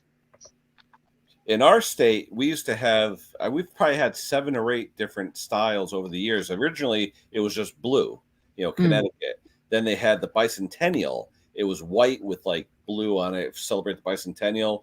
And then they came out with what do they call it? Like a prismatic where it would reflect weird or whatever. But basically our license plates are like a bluish, light blue, medium blue, like two or three color blue. But it's weird. It's like a prism effect, It's designed so the police can scan it fast. Yeah. Where they are. Yep. Our license plates around here have been peeling the last couple of years. They literally go down the road now. The paint peels right off, and it's just a bare piece of aluminum. I'm curious though. Do they still make them in jail? Yes, in New York they actually do. Yeah, everywhere. That used to be. I know in Connecticut that was the big thing. Was license plates were always made in the correctional facilities. They must have the scanners in the States like we do here in Ontario. The police have scanners. 360-degree scanners that can read license plates on every vehicle. Automatically goes into the computer. When I go to Dutchess on Saturday morning, there's always a cop parked next to Dutchess, rearward facing with the camera on his trunk to scan the plates. Yeah, it'll tell you if your insurance is up, if the reg is up. They call that over here. It's called on the sides, and they drive through all these parking lots. Scanning all the cars. But you know who uses that too a lot though, Hank? I was watching the parking authority. Yeah. They have a show here called Parking Wars. It's really What they call it here? ANPR? ANPR, automatic number plate recognition. Yeah. Now, do they boot your cars and do stuff like that? Boot them. Over here they tow. Yeah, where they put the yellow boot on it so you can't drive it until you pay. No, they just tow them away in Ontario. I don't You know. mean clamping? Yeah. What they call it. Oh, we do have like clampers. shell, Yeah, right? if you park in the wrong places and that. You have I love watching YouTube videos where the guy gets the car booted, he drives away, and it rips the fender apart. Yeah. I was going to say about talking about vanity plates. Lori's, my wife's vanity plate, Steph 13, cost $100, and now they're up to I think $350. Mine's double. Yeah, I think I paid $250 for double action, and I think we paid $350 for the eliminator plate for Jake's truck. Wow. Yeah, here it's $100 extra for a special plate. One thing about our plates, I think it was either 69 or 70. They stopped making black and white plates, and they had to be like this. We used to have like silver in the middle and black, weren't they? Silver and black, but the thing is, silver and black, they're not recognized by speed cameras or ANPR because it's not reflective. Yeah. Is that plate plastic or steel? They used to be aluminium pressed. Aluminium pressed. But are the plates in the UK though? I see a lot of these long plates. I thought they had like Simone. You got squared. Did cars ever have square plates? Or were some do, like four-wheel drives. Four-wheel drives because they have one back door or something. VW Beetles, you can have those square on the back. My Land Rover has a square on the back. Is it based on the model of the vehicle or what? I think it depends on how it fits on, say, the back of the vehicle. So you can option which one you'd like. Yeah, it doesn't really matter. Yeah, it doesn't matter. But on you've got to have square. It has to be square for a motorbike. 600 for 2 plates. Oh yeah. And this cost me, I think, £20. Yeah, they're not cheap now. They used to be cheap. They did. Yeah, but what is it, like an aftermarket company that makes those now? You have to pay registration document in, don't you? You do, and you get like there's a serial number in there somewhere. Is that and plastic? Plastic, It has to have the serial number. Yeah. Where did you get it from? I got it from a car specialist shop. I got mine from Alfred last week. Amazon. You go and have show plates made, and then they haven't got to go through the system so much then. But they don't like doing it, I don't think. You've got the location of where it's made. You've got the postcode of where it's made, and you have to have a BSAU number. Huh. No matter who makes it, they all have to have the same. Amazon under. There's a Union Jack. Look, no hashtags. There's a little Chinese writing on the side. But Kenny, you got that cable removal tool from Brandon? I have the original one, and then I told him to extend it a little bit, and now the newer version is extended. I have the old one, which is it's shorter. So Hank ain't got one. You can't reach in. Hank ain't got one. Can you believe that? I ain't got one. I knew he was going to come up with that. I couldn't. No, I dreamt. I had nightmares about it last night. The last time I tried to use it, though, it wasn't long enough because the one I got is the original. Now he has them; they're like dog legs. So he was supposed to send Jake a prototype of the new one because in the video Jake did on it, he said we need a 90 degree or a 45 degree bend on it so I can use it on riding mowers. Huh. Yeah, interesting. Because you can't get in there with the straight one. Yeah. It's got a coating on it. I haven't taken it off yet. I'll be right back. I'm going to show you something. Hank's going to get his. Well, no, Hank's going to go get the 17 other ones that he uses. Different than Brandon's, yeah. Well, the same idea, likely. Oh, yeah. Oh, I've taken sockets and ground a little slot. Yeah, cut a slot in it. Yeah, it'll work. Did Brandon ever send use a piece of copper tubing? Did Brandon ever send any over to the UK or not? I don't know if he sent any to Mick. Well, we ordered them from him, and they were shipped to Canada. Oh yeah, I didn't. But the thing is, Luke, you would want to order like a number of them so that the shipping cost per piece is less. Yeah. So we ordered I think if we got 4 or 5 of them. Yeah. Yeah, because it's just $1 to ship. Yeah, because the shipping cost is like $25 to Canada. It's likely the same thing to the UK. Yeah. Because I think there was talk that he was going to send Mick someone to distribute out about around the UK because he could do that. They are handy, but in a pinch, I use 90-degree needle nose or whatever. Yeah, that's what I usually do. Yeah. Fix it. And most of the time, when the cables are screwed up, I just rip them out anyway. Yeah, I'm not looking to save them. It says Mega Fix It has paid $600 New Zealand dollars for plates for the Audi. That's with us, when we get plates, so how much is 600 New Zealand dollars in? I ain't got a clue. No, I wouldn't know. That's a lot of money. That'd be like Thailand, 1 million baht. New Zealand dollar is 59 cents. US? Yeah, so that's about 300 and it's about the same as here. Yeah, 350 bucks. Hey, Pete. Still a lot of money. Hey, our dollar ain't worth much anymore. No. Our pound isn't worth much either. This is the one I got. Oh yeah. Yeah, but you know what, Hank? Those are more for like transmission lines and cooler lines and that kind of stuff. Because I have those too. Yeah, but you see, those are when you have the fittings on your radiator for like the tranny lines and stuff. But you could put it idea. That'll work. Yeah. Oh yeah. I have that too. Those usually come in different colors for the different sizes. $6. You get the different sizes, Yep. Oh yeah. Look at it. 4 sizes. Yep. Same thing. Hank, what'd you do? Run all the way out to the shop to get them things? No, in the garage. Okay. Because I was going to say that was pretty quick. You're moving pretty fast for an old guy to get back to the shop and back in already. Yeah. No, when I worked on my truck, it was outside the garage here. So I have a question. When is Pate's going to go live again? I was going to say it's been a while. Yeah, it's been a while. Missed you guys. If you're both there, I've missed you. Yeah, they were the original Saturday morning stream, right? Yeah. There used to be loads. Used to be nearly one every day once, didn't they? Yeah, I've got like 4 or 5 of those different colors. It was Dusty and it was Pate's. Yeah, Pate says government will always want money every opportunity they get. I just watched something on housing in Toronto. The tax that you have to pay for a building permit and everything to build a house is $137,000. That's what the tax is. Ain't that nice, eh? No wonder the houses are worth $1.5 million. Yeah. Yay. Are you ready for a beer, Maggie? I was watching Diesel Creek. It's a channel I watch, and he had to pull 2,000 feet of conduit to wire his shop because 2,000 feet off the road. Yep. And the power 64,000. Yeah, but the power company wants to charge him $52,000 for the wire and the hookup. And I'm like, what? And he priced it. He said the wire's like $10,000. So I emailed him and I said, get an itemized quote, not just a quote that says $52,000. I used the winch to pull mine through.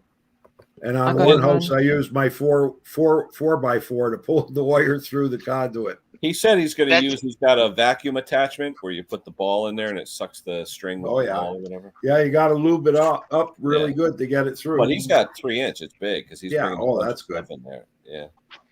But he had all the equipment that he used. I mean, oh my God, he had a ditch witch and all that stuff, Yeah, he makes money off of YouTube if he can afford to pay the kind of money he's been spending out. He's making money. Are you off, Simone? Yeah, I'm hungry. I pulled 300 feet of. It's late to eat, isn't it? I haven't eaten. Wire. I've got to eat something. To your shop? See you later, Simone. Yeah. Bye, everyone. But what happened is I did have the gray pipe for the underground. Yeah. And the two were just too much. And when I was pulling it through with my truck, you broke it. Pipe right out. What? But I used underground cables, so yeah, it's good. I know around here though, when they're running cable now, they've got like a heavy duty sheathing. They literally just put it on the end of the machine, and the cable itself gets pushed underground and pulled along. Instead of having it in another plastic sheath.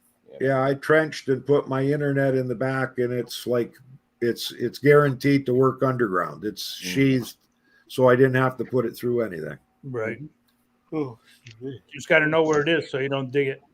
Well, it's down. I got it down 3 feet. 3 feet. I think here you got to go 4 feet. I think Yeah, we got to go at least 18 inches here. Yeah. What are you doing, Maggie? But, oh, man. Crazy.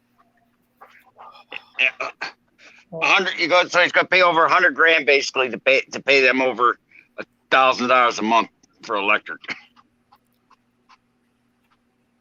Yeah, it's funny because what he does on that channel, I mean, he has a lift and all this other stuff. He's been using generators, but how much electricity is he really going to use? He used LED lighting, and you really don't use a ton of it in a garage. Well, air compressor, I guess.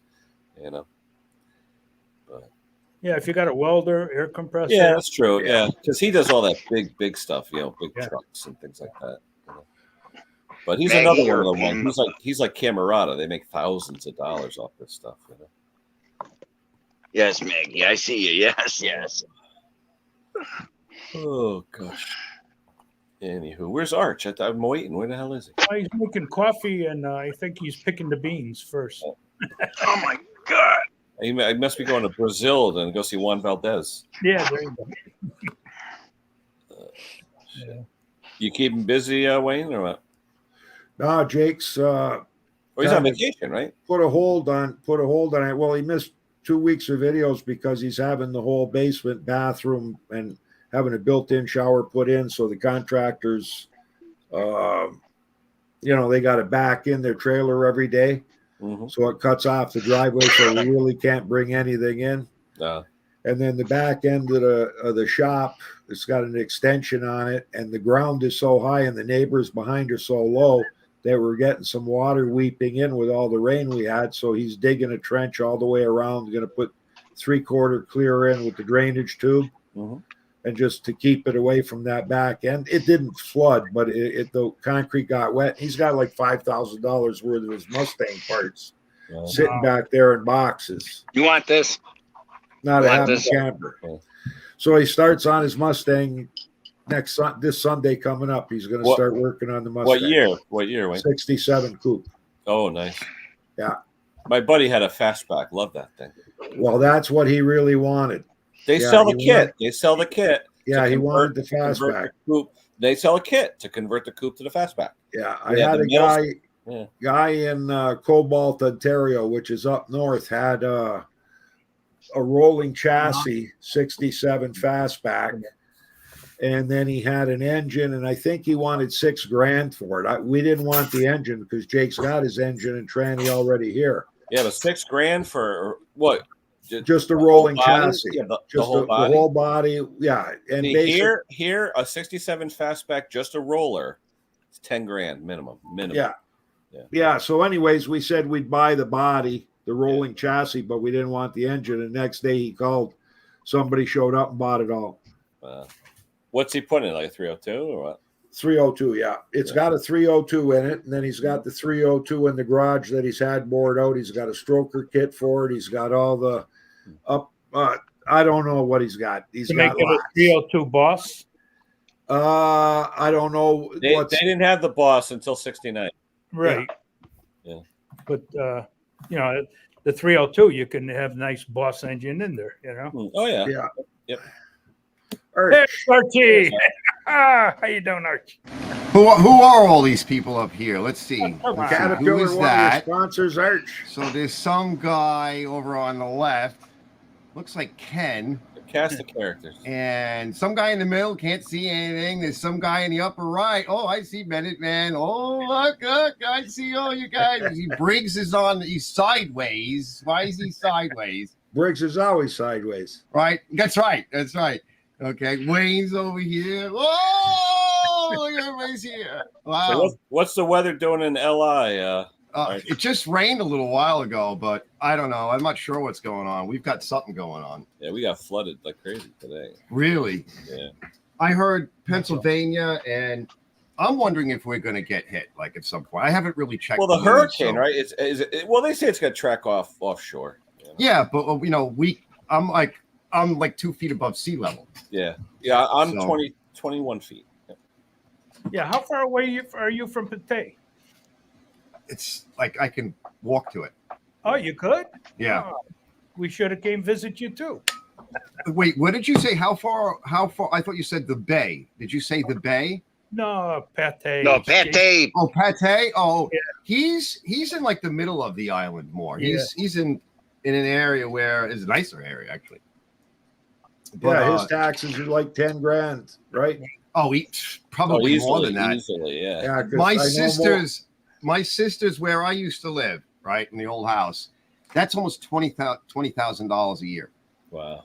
Yeah, taxes. Yeah, he's got to be more. He's got to be more than 10. He's probably about 25,000. No. Where he is, no. It'll be less. Because like I said, they're not that big. The house, the taxes there are probably 12, 15. Yeah, because Henry somewhere around that. said his was 10, but that was last year. Yeah. And it's getting to be too much. Yeah, all my neighbors up the street, they're all from Westchester, and they're telling me what they used to spend, and it's like, oh my god. Yeah, and my brother keeps trying to get me to go down to North Carolina, and he had a house for me, but my daughter just moved out, so now I'm actually seriously thinking about it, right? Because at this point, why am I keeping the house? And but we'll see how she does. I'll give her a year and see if I can afford to live here, and we'll see what happens. And is she working down there, or going to school, or what's she doing? My daughter works up here, so she's fine. My brother lives down in North Carolina. And his family. Jason said, "I wish our taxes were 10 grand." So, they're more than 10. Right. Okay. So you see, it's expensive. Mine are like 9 now. Yeah, we were North Carolina higher than 2 feet above sea level? Yeah. It depends, though. Yeah, but you get the East Coast, like Wilmington and all that. You're on the ocean. Yeah, you're right. Yeah. It's kind of like Pennsylvania. Like, depending on where you are, like you were talking about Diesel Creek, like where he is. He's actually lucky because where he is, he actually has some flat ground, even on his property. There's places in Pennsylvania where you'd be really strapping to get some flat ground to put anything. It's all mountains and stuff. All of it, right? I love Pennsylvania. We used to go there all the time. I loved it. I used to go drag racing out there, Maple Grove, and at the Amish country, the swap meets, and the Pennsylvania everything. Railroad Museum. I still love that. Yep. A friend of mine lives up there. He just went to that railroad museum, and they take a ride on this old train that they restored, and very romantic. 30,000. He brought his girlfriend. That's great. Very nice. To see looking around the block for 30K. Taxes. Oh my God. Yep. That's crazy. Well, I missed the last one. Yeah. Around here, we have a house up the street, and the guy's paying like 16, and I don't pay that much. I think our taxes here are like around 8, but I got 1,000 feet. You know what I mean? I know people that have 5,000 square feet that pay what I pay. Yeah. We got 1,100 square feet, and I think ours are like 3,500 or 3,800. Hey, now, actually, I got y'all beat. What do you think my taxes are on this? Yeah, but where you are, so it should be fairly cheap up there, like $3-4 grand. Nope. It's cheap up there, yeah. $1,700 a year for everything. Yeah. Whoa. Yeah, but it's hard to find good work though in those areas. Yeah, the work and right. I've never had a problem finding a job. That's different. You're a truck driver. Yeah. You're the mainstay of the food delivery system, sir. Right. We lose you, and we're all screwed. Yeah. Around here, it's all about the infrastructure. So we're relying on Briggs. Yeah. Briggs and people like Jason Pate that fixes the trucks. Yeah. Yep. Oh yeah. Well, I tell you, lately, even in defense industry like I'm in, just getting parts lately. Forget getting them there, just making the damn parts. Everyone's complaining they can't make parts. So I don't know. Yeah, material shortages, costs. China. Yeah. Plus I'm bring back some work. What did you say, Tank? I'm no steering. No, bring back the work, the industry from China back to the U.S. That's not going to happen. To the China. Well, did you hear what they did back there in China, though? They put a ban on all Apple products for all their industry and business. Yeah. None of them can use Apple products. No Teslas allowed either. Why is that? Yeah. They just banned Teslas. Is that what it is? Yeah. Yeah, well, because Teslas can spy on everything. Yeah, there's a ban right now on the higher end chips from our country to those countries, right? Oh, is that what because the United States is insisting on having priority over the highest end technology, which is essentially all the high-end chips and stuff that we use in the military, and that includes it's in some of the cars. It's in obviously in Apple products. These chips typically are made in other places like Singapore and other areas. Yeah. But we want control over that, and that's understandable. We've given away literally all of our technology, but not this. And they'll go to war over that. Yeah. Yeah, Biden's in Vietnam right now just working on getting the mineral rights for what they need. Yeah. Oh, yeah. Yeah. Oh, yeah.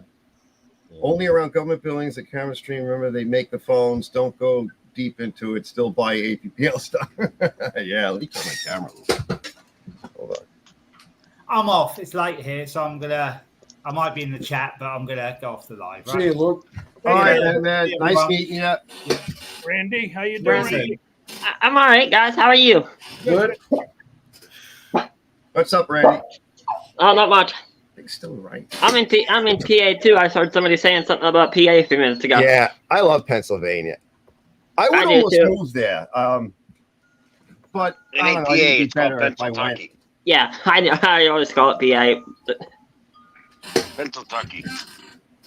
Yeah, my wife's family originally was from Bradford, PA. A lot of Italians out there. Bradford. Oh, go Bradford, PA. Hell, that's 10 minutes from my house, 25 minutes from my house. Just go out the highway, boom. I was in Bradford. Yeah, years ago, I guess in the late early 1900s, a lot of Italians settled there. Yeah, I was in Erie last weekend. Went away for the weekend. The leaky quit. The Great Lakes. Yeah. Did you get your grinder? Ended up getting in our quad rack on Sunday afternoon. Yeah, some doggies crying. Look at Yeah, that's my dog. Yeah. Archie's studio. Arch has the whole studio. Yeah, I'll turn the camera around and show you. It's like show NBC. everybody. It's like NBC. Yeah. Arch's Broadcasting Company. There you go. Yeah. I did a 3-hour show last night. Those are brutal. They're hard to do, but Yeah. I have fun doing them. You having people come up too, or is it just you? No, I can't really do that with this program. It won't really allow me to do that. Through right now, I'm actually using OBS as a virtual, so it's making like a virtual. There's the puppy. Nice There looking. you go. Cocker Spaniel? Yeah. Yep. Yeah. Licky. That's cute. Eventually, I'd like to Maggie, do like an interview, like a one-on-one or something like that. Really kind of like highlight people and really question them, you know. Mm-hmm. So, but I'm going to need a different program for that. I don't know if this program will do it if you purchase it. I kind of was playing around with it, and I see some of the other features it has if you actually buy it. You know, StreamYard. Yeah. StreamYard to me is getting too expensive, though. You know? Yes. For what it is, you know. There are other apps that we can use, and I see people using them. Well, even YouTube, just YouTube itself. You could do the lives on YouTube and get 10 people and all that. I haven't tried it recently, but I used to use the YouTube, but it was before I had 1,000 subs. And once they put that 1,000 sub thing in, that's when I discovered StreamYard. You know? Yeah. StreamYard is nice. I would use. Arch, I got something to tell you, Arch. Wait, hold that thought. I just want to finish it. I would use this. Right, this iPhone, but the battery is going dead quick now because it's getting older, and it needs a microphone because you can't hear shit. I recently did a short, and I figured let's just try this. You can't hear anything, so it needs a little dongle. But on a live, right, I don't know if I'd really want to use it because the battery would never last any. You know, by the time you get going, then what? So I don't know how you would plug in a battery and a microphone at the same time. I don't know iPhones. So if I don't know if you play with that. Yeah. My iPhone 6 was a great phone and camera. This new 10 that I have doesn't even last as long as the 6 did. What makes that one, Hank? What make? This one's a 10. iPhone but 10. the battery gets hot, you know. Yeah, mine too. I got what they call an iPhone S, which is like a cheaper version between like a 10 and a 14. But the thing is, lately with this 90-degree weather, even if it's in my pocket, it'll shut off. Yeah. Yeah. Oh, be careful with that. Now, I don't know what kind of phone Jake's got, but it must be a good one because like 99% of his videos are with his phone. Yeah, I think he said it was like a 12 or one of the latest ones. Yeah, it wasn't cheap. Yeah, no, you guys you guys have 2 new phones. My phone's an LG S5. It's over 8 years old. Yeah, but the better phones, like Jake, I think he's got light handle, control. Right? What do they call that? He's got light control and gyroscopic. He's got stabilization and those make really good cameras. Yeah, and not to mention the back, right? So the camera in the front, if you use the better camera here, yeah. But then you get to see what you're filming on a nice screen. Yeah. Which, like these cameras, the screen isn't that big. Yeah. So it's very useful. Anyway, so Randy wanted to ask me a question. What's up, Randy? I didn't want to ignore you, brother. You never believe it. I collect old fans. Nice. So do I. I have one up there. But the one I have isn't powered at all. There's no motor on it whatsoever. Where is it? Squirrels run it? No. With the original red fan or the blue one? Yeah, the red fan. Wait a minute. I got something. Don't you use that to test air current? I think you use it to test air current. I got to find my camera switch here. Oh, dang it. Wrong thing. We got to hit reverse. Yeah, I'm getting it. It's air powered. Rotary phones. I love rotary phones. I know. I saw this thing where they asked these young folks, they put out these rotary phones and they asked them, you make a phone call and they had no idea what to do. Oh, yeah. Yep. Oh, that's cool. Yeah. I have something very similar to that on the wall and it's got a motor in the back. But this one doesn't have a motor, see? It's like an ornament, yeah. Yeah. But my vents are like here on the floor arch. Right. So yeah, but this one don't spin because it's all froze up. But the one I had before that would spin it. I'd take this whole thing off, put it over this, and it would spin it. Nice. That one almost wants to go. Yeah, I was spinning it by hand though because it wasn't running anyway. I actually have almost the identical fan. It needs a new bushing and a bearing on the shafts, and it will make noise. Did yours come from Hobby Lobby, Arch? No, I found mine at a garage sale, and every now and then I have to kind of like knock it with my finger to get it to go. Yeah, the old GE fans, really collectible too. The old one. I think that's what it is. I do have a real one though. That was an old one that used to work, but it's busted now. I do have a real one. That's a real one there. Yeah, that's cool. That's very similar to, like I said, to what I have up there. Good shape. That's nice. Now they get the I don't even use it anymore. I just have it for decoration because it had a bad plug on it, so it wouldn't even run. Yeah, the old style. Yeah, I love that stuff. Me too. I mean, as much as I'm a fan of like new technology, look how much they want for it.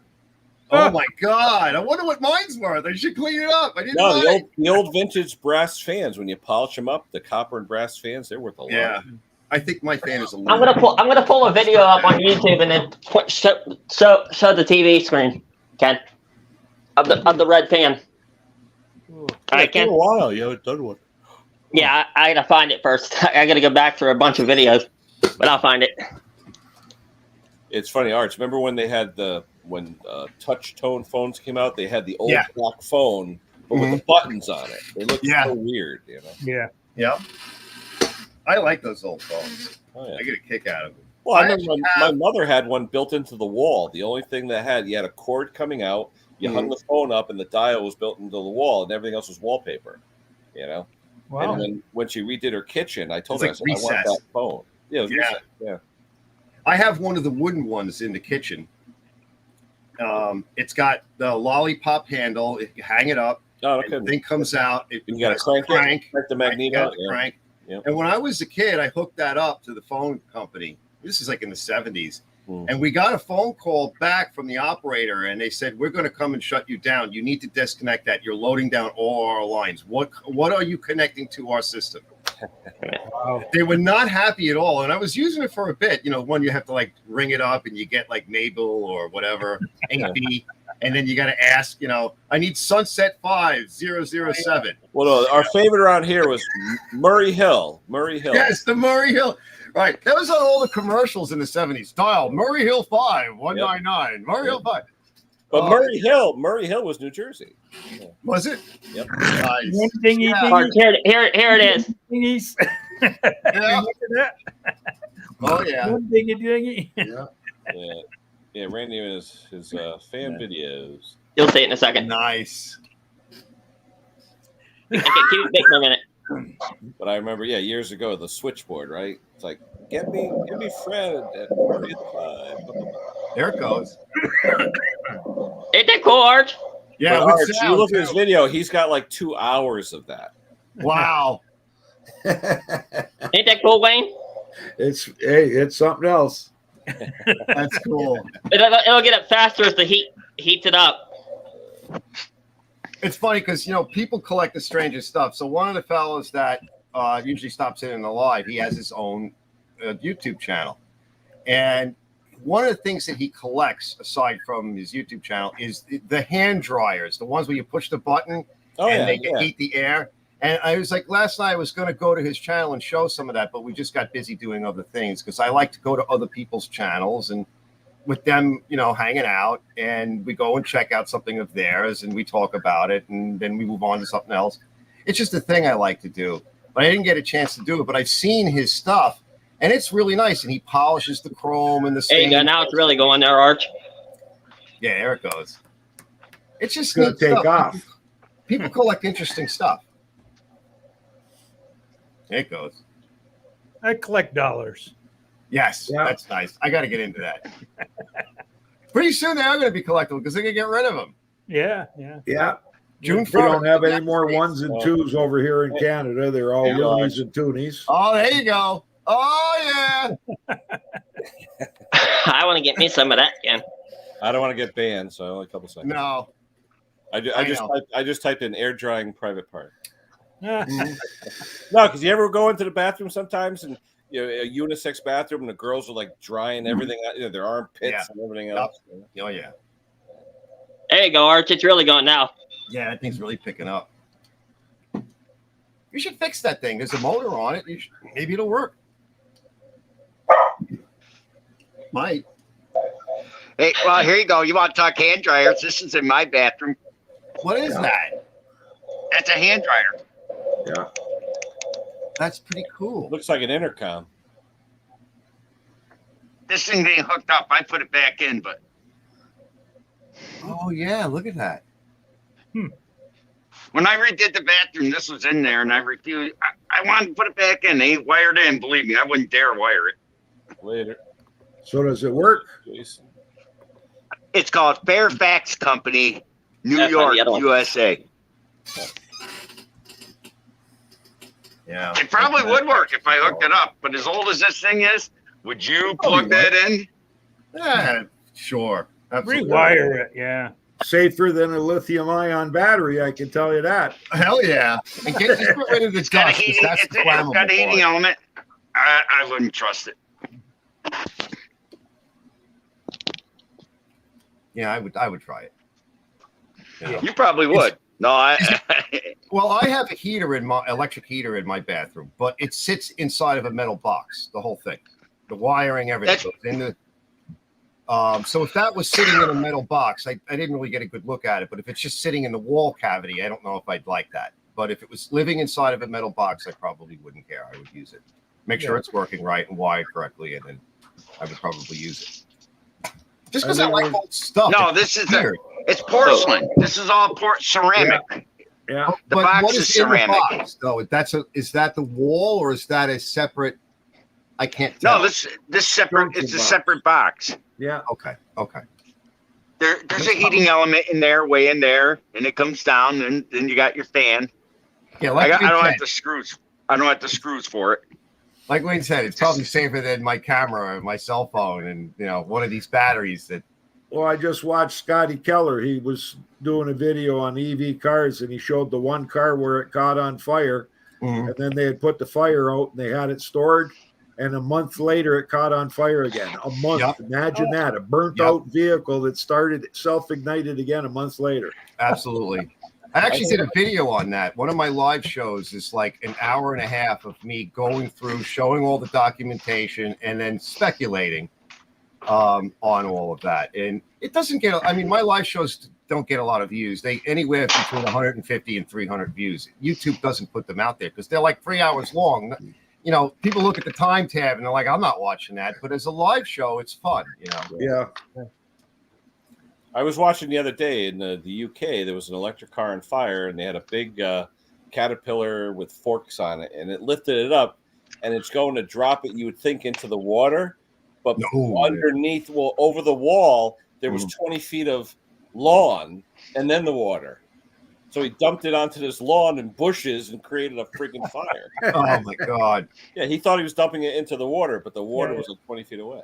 Yeah. Well, I watched one just the other day where they put one out on the street. They had a front end loader loaded up on a flatbed, like tow truck type of thing. Mm-hmm. And as the guy was starting to drive away, the thing ignited again on his tow truck. So the thing's going to burn his truck down. Oh, yeah. Like I don't know how people can afford those electric cars, because my insurance company told me I could insure a Ferrari Dino for less money than it would cost to insure a Tesla. You're exactly right, and that's the point, and that's why we're not really going to have these things, because that's what's going to happen. The insurance companies will say, you're not having that at your house. Yeah. And in the cities with these, quote, 15-minute cities, they're not going to let you have a car. And then in some of the other areas, like here in New York, when you go into Queens or Brooklyn, the saturation of people will be so dense that the insurance companies and then the state and the townships will come down and say, you can't have this. It's a hazard. Yeah, because people are so close to one another. Yeah. Well, and ultimately, that'll be the fate of it. I just heard that some fire department. All right, Ken, I want to jump off, Ken. All right, Randy. Good seeing you. Hi, Randy.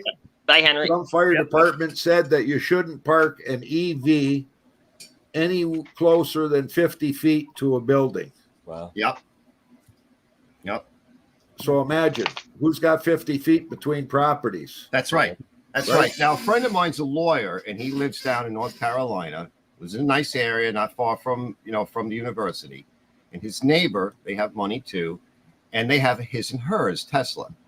And the rule is now, I think it's more than 20 feet, but they can't park it in the garage. They have to have a certain setback from the house and from other vehicles and from each other, the two Teslas. Wow. Now, they have property because they have money, and it's North Carolina, and they tend to have more property anyway.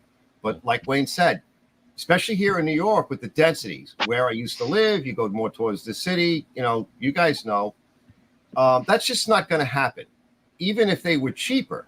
Now, that said, all right, they are going to be changing the battery technology, and you'll see it get better. And the exception to the rule, I think, is going to be the vehicles that are hybrids, because they use a very different battery. Yeah. They're very easy to get at. You can replace them yourself. They're economical. It is a different technology battery. It's not relying on the battery all the time for everything because you have the engine. I think that's a hopeful place to look in the future, that maybe that'll be our out, is to get away from because you can't do it with a truck. In one of the videos, in my video, I showed a fellow that these are people that are in the industry. All right. And this business went to the local town, the power company, and they wanted to put EV, battery systems on all their forklift trucks and everything else. And they calculated the power consumption to charge these batteries. And the township said, are you kidding me? We don't even supply that much power to the town. Right. Right. And you're talking about consumptions larger than that, which we're able to supply locally here. Yeah. Well, Connecticut, same thing. They just had that on the news a couple of weeks ago. They can't supply the power for and yet they still have to go by the Clean Air Act. It's like. Yep. My sister was telling me. My sister owns the family house, so I moved out of there, right? So that's in Nassau County, other county. And she was reminding me, she goes, her house is at the end of the power distribution line.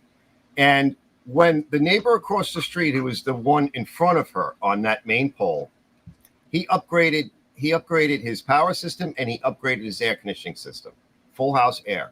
And she's like, I know when those compressors kick on because my effing lights go dim. She goes, there's just no way they're going to be able to charge battery. And they are improving the power system there in Nassau County, but I don't know if they're really ever going to be able to get it to where it needs to be. Well, you're the first person I ever heard mention ever this 15-minute city, because that's what the government ultimately wants us to be able to do, not be able to go more than 15 minutes from your house. Yeah, that won't work everywhere. That's what they're going to do to all those people in Hawaii.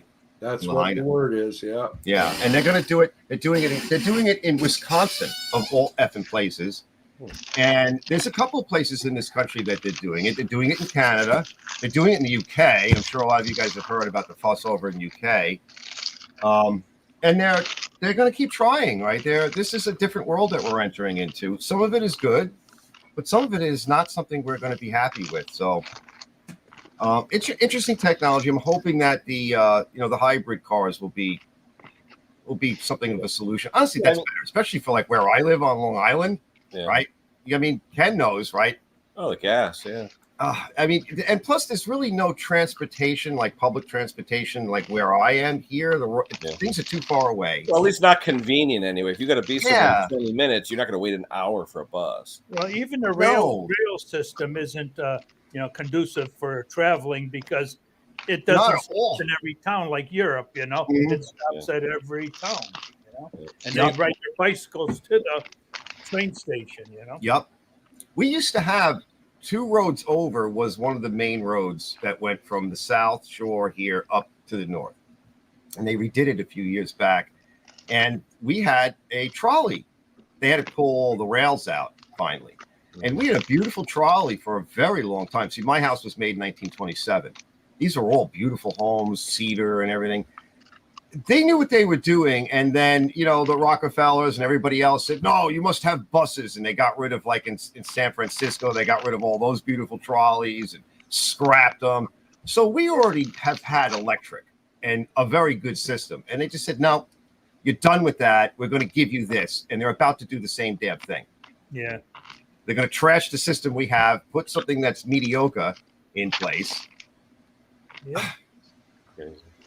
It's crazy. You just got to say no to it. You have to find a way to fight it. One way you fight it is don't buy the junk they're selling. That's right. That's what I've been saying. Don't buy that junk, Yeah. Some of it we have no choice. Like, I know everyone yelling at me because I'm buying these carburetors and everything else. Sometimes, like the people around here, it's really expensive and they're super stressed for cash. And they just will not buy certain things from me. They're just not going to. Now, where what's his name lives? Why don't I just forget his name? Jason. That's a little different over there. They have a little bit more money over there, but they're also a pain in the neck over there. Yeah. So I mentioned he had a tractor. He had one pre-sold for $1,600. That tractor you just sold for $1,600. It just shows out the reason why we got the government we do, because I wouldn't pay $1,600 for a tractor that was $1,600 new. Right. In Long Island, they throw everything away. Henriette Mowers and Blowers just picked up 2 brand new mowers. He didn't do anything to them. He washed them and he sold them for $275 the next day. Yeah, and by the way, I can't get $275 where it depends upon where you are, right? I can't get drive. Right. Now, my buddy Mikey, right? His mother is she's a doctor at the University Hospital. The family owns a business. They make pallets and stuff. And then the father also works for the town. All right. So he lives in a really nice area. It's like mansions. So they throw all kinds of stuff away over there. Yeah. But they will buy used stuff, but they'll also throw it to the curb. And where I am, which is not all that far away, it's just not like that. Like people don't really, when they throw something out, it's probably garbage. And they don't have a lot of money. They just don't. And so Jason say, well, you can ask more. I'm like, no, I can't. Well, people come from upstate and everything to buy. I'm like, I don't know how you do that, but I know. I've tried that. It doesn't work.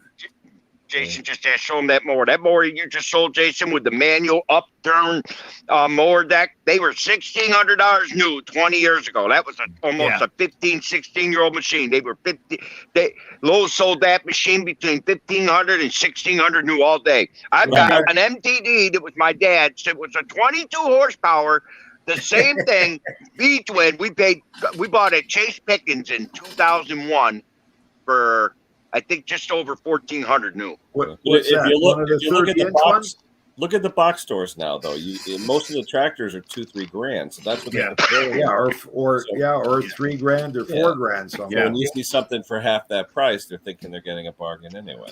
Well, the little 30-inch one blade, what we call gate riding mowers, the small ones like Troy built. Yeah, like the rear engine rider. Yeah. They used to be $1,200 brand new. Now they're $2,200. Yeah. Wow. Plus 13% tax over here. So all of a sudden it's over double its price. Right. So the used ones now, there's starting to become a market that I've been kind of waiting for. But the problem is that market's coming up, but then everything that I do has gone up. So it's the same damn thing. And I don't have any problem selling my stuff. Sometimes it's gone in hours.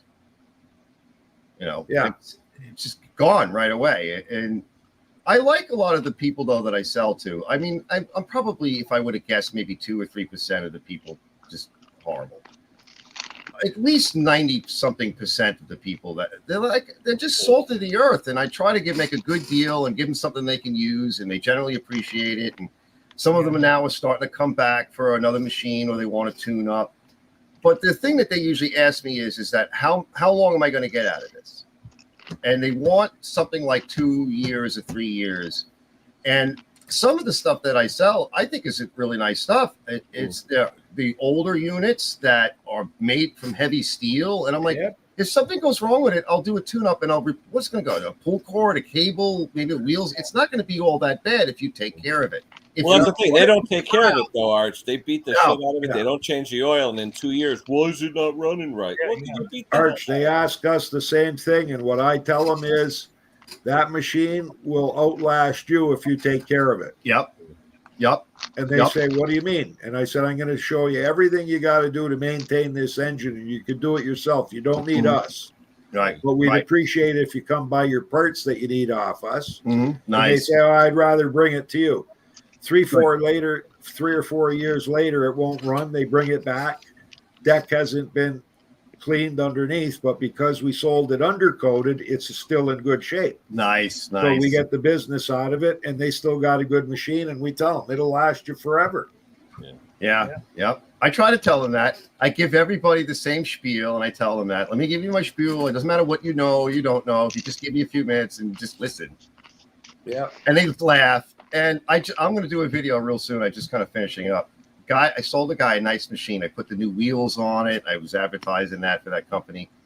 He had it for a season, not even. He didn't even finish. I think it was a season and a half, right? So he bought it like over a year ago. He killed it, because we had a lot of rain and the grass got really high.